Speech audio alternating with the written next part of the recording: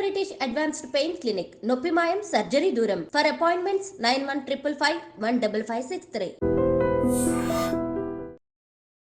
నమస్తే, నేను Kavitha. Welcome to I dream. Pushpa 2 the rule trailer release అయింది.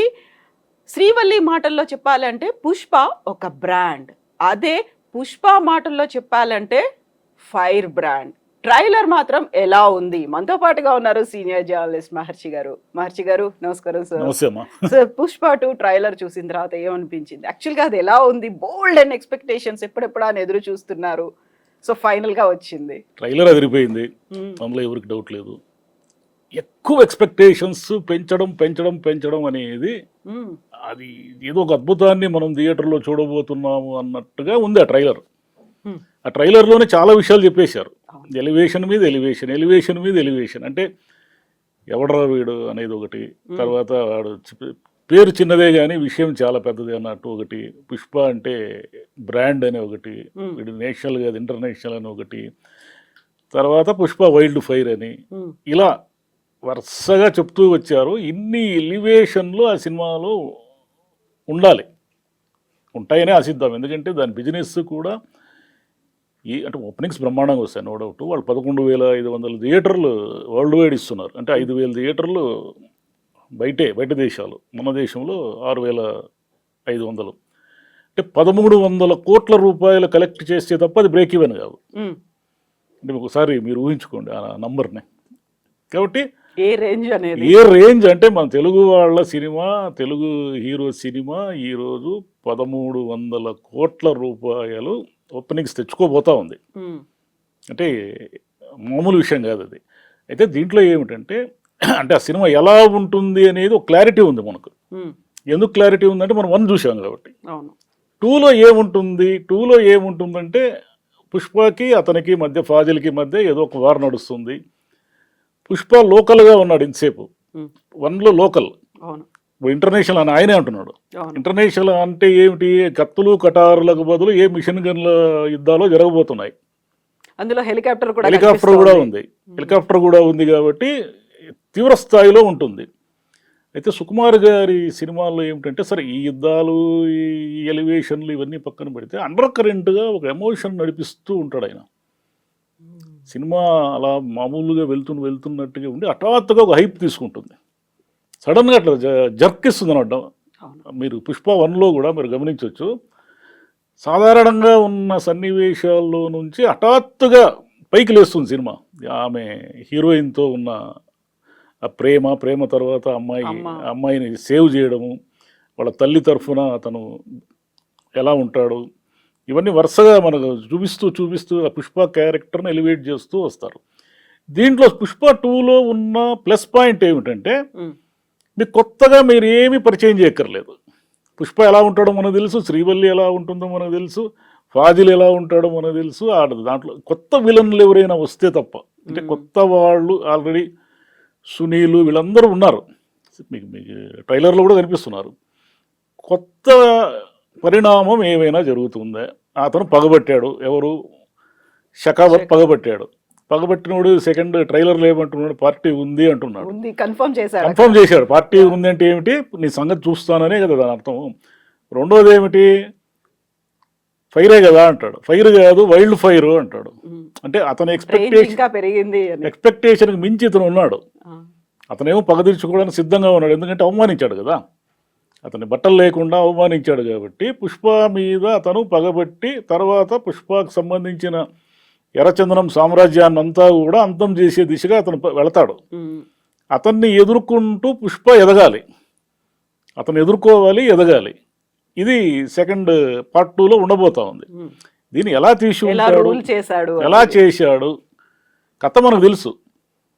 ఈ తెలిసిన కథని కొత్త సన్నివేశాలతో, కొత్త ఎమోషన్స్తో ఎలా నడిపాడు. ఇంకా పాటలు ఎలాగో బాగున్నాయి మనకు తెలుసు.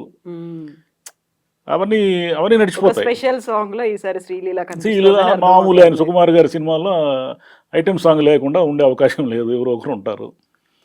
కాబట్టి ఎక్కువ ఎక్స్పెక్టేషన్ ఎక్కువ ఉంది. కాబట్టి ఏమాత్రము చిన్న నిరాశ కలిగినా కూడా ఆ మ్యాచ్ చాలా కాకపోయినా చాలా ఇబ్బంది అవుతుంది. అంటే మ్యాచ్ కావడం అంటారే, థియేటర్లోకి మనం ఎలా వెళ్తున్నాము?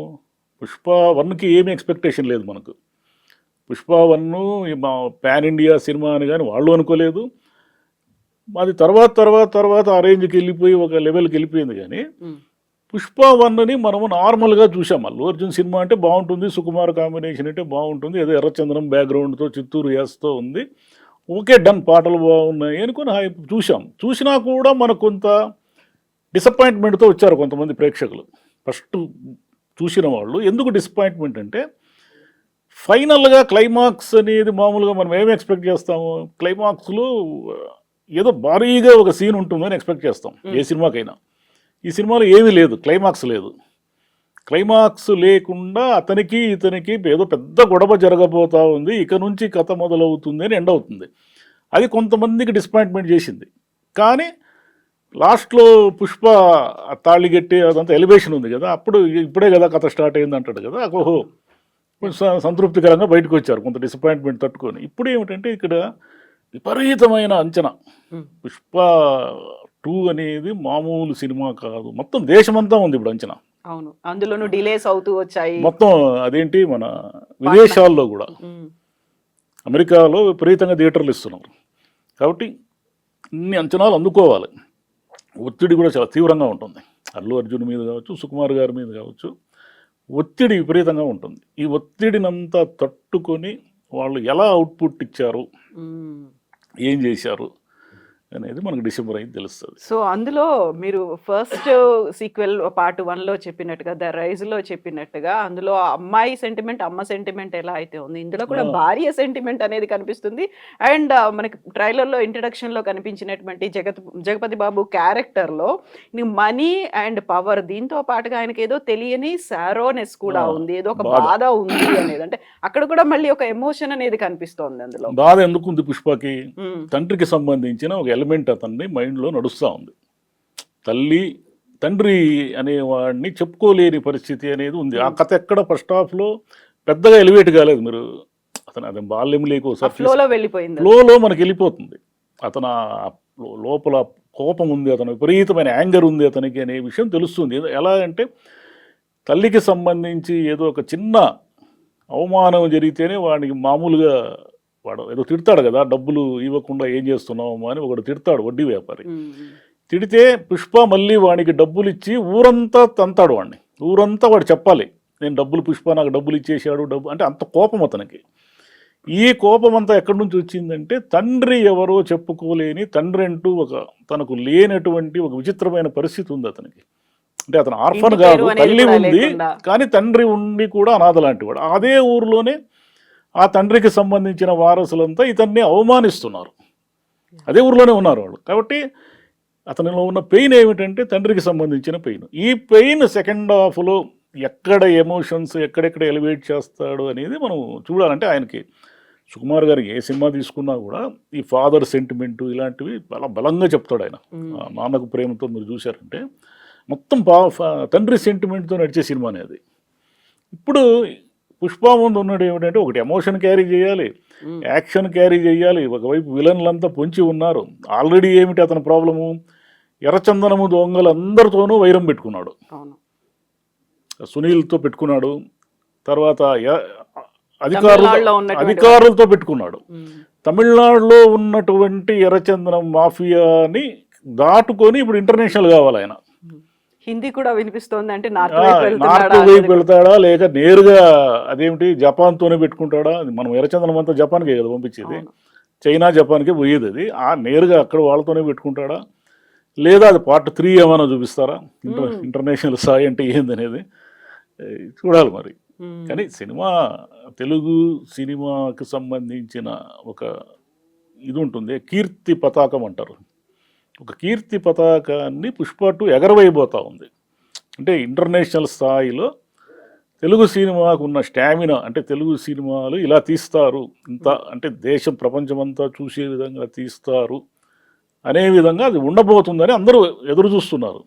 యా పుష్ప 1తోనే జాతీయ స్థాయిలో ఉత్తమ నటుడి అవార్డు వచ్చింది. పుష్ప 2 అనేది ఇప్పుడు నేషనల్ అనుకున్నారా? కాదు, ఇంటర్నేషనల్. అంటే is he giving any indication అది మళ్ళీ ఆస్కార్ రేస్ లో ఉండబోతోందా? ఉండొచ్చు, ఏంటి ఏముంది, అనేది?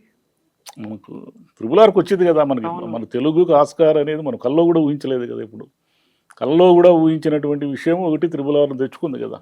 అయితే ఆస్కార్ అనేది మన వరకు రాదు అని మనం చాలా స్పష్టంగా ఉన్నాం కదా. అట్లాంటిది మనకు వచ్చిందంటే రేపు పుష్ప 2 కూడా రావచ్చు. అంటే ఏం ఆస్కార్ అనేది ఏం ప్రపంచంలోంచి దిగేం రారు కదా. వాళ్ళు నటులే, వాళ్ళు సినిమాలే కదా తీసేది. కాబట్టి మన వాళ్ళు కూడా సినిమాలే కదా తీస్తున్నారు. సో ఆ మేకప్ కూడా ఒక టిపికల్ గా ఉండేటువంటి బాడీ లాంగ్వేజ్, గోర్లకి నెయిల్ పాలిష్ దగ్గర నుంచి కూడా మొహాన మేకప్, చీర కట్టుకోవడం, ఇవన్నీ మేబీ ఒక క్యారెక్టర్ కు తగ్గట్టుగా చేసి ఉండొచ్చు. కానీ ఇప్పుడు ఆ స్థాయిలో ఉన్నటువంటి ఒక హీరో దానికి యాక్సెప్ట్ చేయడము అనేది ముందు నుంచి అంటే సెకండ్ సీక్వెల్ అనేది రిలీజ్ లేట్ అవుతోంది, బయటికి న్యూస్ రావట్లేదు, ట్రైలర్ ఎప్పుడు అనేది తెలియదు, ఇవన్నీ అనుకున్నప్పుడు బోల్డ్ అని రూమర్స్ వినిపించాయి. ఇద్దరి మధ్యలో పడట్లేదు అనేది, డైరెక్టర్కి ఆర్టిస్ట్కి పడట్లేదు, అందుకే గ్యాప్ అనేది పెరిగిపోయింది, చెప్పా పెట్టకుండా అల్లు అర్జున్ ఎక్కడికో వెళ్ళిపోయారని ఫోటోలు వీడియోలు ఇవన్నీ రిలీజ్ చేశారు. సో వాటన్నిటికీ ఒక ఫుల్ స్టాప్ పెట్టినట్టు అయిందా? ఇంత పెద్ద ప్రాజెక్ట్కి ఖచ్చితంగా రూమర్స్ ఉంటాయి. రూమర్స్ లేకుండా ఇంత పెద్ద ప్రాజెక్ట్ ఎలా నడుస్తుంది? దాంట్లో కొన్ని నిజాలు కూడా ఉండొచ్చు. అంటే వాళ్ళకి డిఫరెన్సెస్ మీన్స్ అదేమి ఆస్తి గొడవలు కాదు కదా. ఎక్కడో ఒక చోట ఇంటెలెక్చువల్ డిఫరెన్సెస్ కూడా రావచ్చు. అదేం ప్రపంచంలో గొడవలే లేకుండా ఈ ప్రాజెక్టులు పూర్తి అయిన సందర్భాలు ఏమి లేదు. అంటే నిజం ఉండొచ్చు, నిజం కాకుండా కూడా ఉండొచ్చు, రూమర్ వచ్చినంత మాత్రం. కానీ ఆ ప్రాజెక్టు మీద మనకెంత అంచనాలు ఉంటాయో వాళ్ళకి అంతే అంచనాలు ఉంటాయి, మేకర్స్కి కూడా. మనము ఎంత ఎక్స్పెక్ట్ చేస్తున్నామో వాళ్ళు కూడా జనాలని, ప్రేక్షకులని ఏమాత్రము డిసప్పాయింట్ చేసినా కూడా ఇదంతా కూడా మన పరువు ప్రతిష్టకు సంబంధించిన వ్యవహారంగా అయిపోయింది. ఇది సుకుమార్కి, అల్లు అర్జున్కి ఇది ప్రెస్టీజియస్ ఇష్యూ. చిన్న తేడా వచ్చినా కూడా జనం మనల్ని ఆడుకునేస్తారు అనేది భయం వాళ్ళకి ఉంటుంది. కాబట్టి ప్రతి చోట 1-2 సార్లు రివ్యూ చేసుకోవడము, 1-2 సార్లు మళ్ళీ చూసుకోవడము, మార్పులు చేర్పులు చేసుకోవడం, ఇవన్నీ జరగడం వల్ల సినిమా లేట్ అయి ఉంటుంది. ఇంకోటి మీరు చెప్పినట్టు ఆ మేకప్ అదంతా అన్నారు కదా, అది తిరుపతి గంగ జాతరకు సంబంధించిన బ్యాక్గ్రౌండర్ స్టోరీ. అది తిరుపతి గంగమ్మ ఏం చేస్తుందంటే రోజుకో వేషం వేసి ఆ పాలెగాడిని చంపడానికి తిరుగుతుంది తిరుపతి ఊరంతా. అది కథ. ఇప్పటికీ కూడా ఆ గంగ జాతరని అలాగే భక్తితో నిర్వహిస్తారు. అదే సాంప్రదాయంతో రోజుకో వేషం వేస్తారు. ఆ రోజుకో వేషం వేసి దాంట్లో భాగంగా హీరో ఆ చీర కట్టుకుని ఆ వేషం వేశాడు. అంటే మామూలు పురుషులు స్త్రీల వేషంలో తిరుగుతూ ఉంటారు. అంటే గంగ జాతర అప్పుడు వాళ్ళు మొక్కుకున్న వాళ్ళు అనమాట. ఆ మొక్కులు ఉన్న వాళ్ళు వేషాలు వేస్తామని మొక్కుకొని ఉంటారు. ఆ వేషంలో హీరో ఫైట్ కూడా ఉంటుంది. మీకు హీరో ఫైట్ కూడా మనకు టీజర్లో ఇది అర్థమైంది. కాబట్టి ఒకవైపు లోకల్ అంటే ఏమిటి, చిత్తూరు ప్రాంతానికి సంబంధించిన ఒక లోకల్ ఫ్లేవర్తో లోకల్గా సినిమా నడపాలి, గ్రామీణ నేపథ్యంతో సినిమా నడపాలి. ఇంకోవైపు ఏమో ఇటు అధికారులు, ఇటు ఇంటర్నేషనల్ స్మగ్లర్లు, నేషనల్ స్మగ్లర్లు అందరూ చుట్టుకొని ఉన్నారు కథలో. స్థానికంగా పల్లెటూరి నేపథ్యంతో ఉన్నటువంటి ఒక ఎర్రచందనం స్మగ్లర్గా అవతారం ఎత్తినటువంటి హీరో తనకు మించిన ఒక వ్యవస్థను ఎదుర్కోబోతున్నాడు. అధికార వ్యవస్థ, రాజకీయ వ్యవస్థ, మాఫియా, ఇన్ని వ్యవస్థలను ఎదుర్కొని పుష్ప అనేది ఒక బ్రాండ్ అని నిరూపించుకోవాలి. ఇన్ని వ్యవస్థలు ఎదుర్కొనేటప్పుడు నో డౌట్ అతనికి విపరీతమైన ఏవో సమస్యలు వస్తాయి. అంటే సమస్యలు వచ్చి దాని నుంచి బయటకు వస్తేనే కదా ఎలివేషన్ అంటారు. కాబట్టి ఏం సమస్యలు వస్తాయి అతనికి? ఒకటి షకావత్తు, ఖచ్చితంగా సమస్య, అతను వదలడు. 2 ఈ లోకల్ మాఫియా. 3వ మాఫియా ఎక్కడి నుంచి వస్తుందని చూడాలి. Political already Rao Ramesh involve అయి ఉన్నాడు. కాబట్టి 3వ మాఫియా ఎక్కడి నుంచి వస్తుంది? కాబట్టి ఖచ్చితంగా పుష్ప 2 అనేది మనకు ఒక ప్రెస్టీజియస్ ప్రాజెక్టుగా అల్లు అర్జున్కి కానీ, సుకుమార్కి కానీ, ప్రేక్షకులకు కానీ, ప్రేక్షకులు కూడా తెలుగు వాళ్ళు కూడా పుష్ప 2 మాదే, పుష్ప మేము తీసింది అని ఎక్కడైనా నార్త్లో కూడా చెప్పుకోవచ్చు. ఎందుకంటే నార్త్లో ఇంతకాలము తెలుగుకు సంబంధించిన పెద్ద మార్కెట్ లేదు. అదే ఇలా డబ్బింగ్ అలా ఇలా వదిలేవాళ్ళు. కానీ ఈ త్రిబులారు, సలారు, ఈ తర్వాత ఇవన్నీ వచ్చాయి కదా, కేజీఎఫ్, ఇవన్నీ వచ్చిన తర్వాత సౌత్ సినిమాలకు విపరీతమైన డిమాండ్ ఏర్పడింది అక్కడ. ఇంత మార్కెట్ ఇప్పుడు 1000 కోట్ల రూపాయల బిజినెస్ జరిగింది థియేట్రికల్ బిజినెస్ అంటే నార్త్ బిజినెస్సే మనకంతా. ఇక్కడ మనకు సౌత్లో అంత బిజినెస్ జరిగే ఛాన్స్ లేదు. అక్కడ ఒక్కసారి అంటుకుందంటే ఫైర్ ఇంకా అది వదలదు, అది వదలదు ఇంకా. ఎందుకంటే పాట్నాలో నిన్న జరిగిన సభ, ఎందుకంటే మన వాళ్ళు ఎవరు తెలియదు కదా అక్కడ బీహార్లో పాట్నాలో, కానీ మన వాళ్ళందరినీ గుర్తుపట్టి కొన్ని వేల మంది అక్కడ ఒక ఈవెంట్కి అటెండ్ అయినారంటే చాలా పెద్ద విషయం అది. సో ఈ మధ్యన ఇది ఒక సరికొత్త ట్రెండ్ లాగా మారినట్టుంది. RRR సమయంలో అయితే ప్రమోషన్స్ కోసమో క్యాంపెయినింగ్ కోసమో హీరో, ఇద్దరు డైరెక్టర్లు మొత్తం అన్ని ఈవెన్ గోల్డెన్ టెంపుల్ దాకా వెళ్ళి వచ్చారు. ఆ తర్వాత వెరీ రీసెంట్ గా గేమ్ చేంజర్ కోసం కూడా లక్నోకి వెళ్ళి అక్కడ క్యాంపెయినింగ్లు ఇవన్నీ జరిగాయి. ఇప్పుడు పాట్నా అనేది సో పాన్ ఇండియా రేంజ్ అంటే ఇది అన్నట్టుగా చూపిస్తున్నారా? కేవలం నటులు కాదు ఇక్కడ పాన్ ఇండియా అనేది వీళ్ళు ఎంత బాగా సినిమాలు తీస్తే అంత వర్కౌట్ అవుతుంది. లేదు పాన్ ఇండియా పేరుతో ఏదో ఒకటి ఊరికి డబ్బింగ్ చేసినంత మాత్రాన పాన్ ఇండియా కాదు. ఆడియో మారిస్తే పాన్ ఇండియా ఎలా అవుతుంది? ఆ రేంజ్ ఉండాలి. చాలా సినిమాలు పాన్ ఇండియా అని మనం చూసాం, దారుణంగా దెబ్బతిన్నాయి. అదేవిధంగా ఏమిటంటే వీళ్ళు ఎంత కథ ఉంది తమ దగ్గర అనే దానికి లిమిటేషన్ లేకుండా పార్ట్ 2లు పార్ట్ 3లు పెట్టుకొని ఫస్ట్ హాఫ్లో ఏమీ కథ చెప్పకుండా ఉన్నారు. పుష్పకి ఆ ప్రమాదం లేదు. పుష్పకి మొదటి పార్ట్లోనే చాలా కథ చెప్పారు. ఇప్పుడు చెప్పేదంతా ఏమిటంటే ఎవల్యూషన్ ఆఫ్ పుష్ప, అది రైజ్, ఇది రూల్, అంతే అంతే. అది చెప్పబోతున్నారు. అతని పరిణామ క్రమం ఏమిటని చెప్పబోతున్నారు. మూడోది ఉండొచ్చు, దీన్ని బట్టి రెండో దాన్ని బట్టి ఉంటుంది. మూడో ఇంకో సీక్వెల్ కి రెడీ అవ్వమని చెప్తున్నారు. ఉండొచ్చు కూడా. Yes sir, thank you so much sir. Thank you.